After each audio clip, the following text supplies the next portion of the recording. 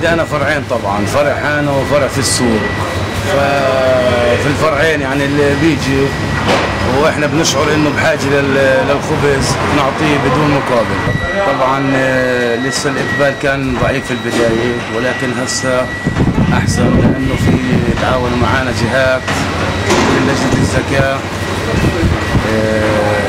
استعنت بيهم على اساس يبلشوا يعطونا في اسماء عائلات فقيره ومحتاجه على اساس نزودهم بسلعه الخبز. وهي الحملة انتشرت طبعا على صفحات التواصل الاجتماعي، ولقينا اقبال كثير عليها. عن طريق موقع اليوتيوب عملها مخبز تركيا، ومن هذيك اللحظة انه اخذت فكرة انه هيك انه لازم نعمل، وفي ناس محتاجين كثير.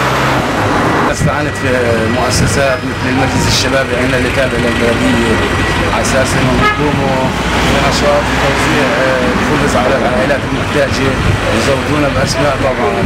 يعني كثير من الناس لجأوا للمخبز، هذا 100 شيكل يقول وزعهن على اسمي، هذا 50 شيكل وزعهن على اسمي، ولكن هي كانت الفكره بسبب الوضع الاقتصادي اللي تواجه شعبنا فيه.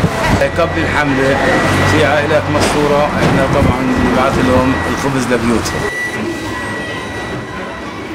طبعا في ناس بتيجي بتاخذ انه بدون ما تطلب، خلص احنا حاطين الخبز برا وبتيجي بتطلب يعني بالطول وبالضر رايحين، خلص يعني بنكون عارفين انه هم محتاجين.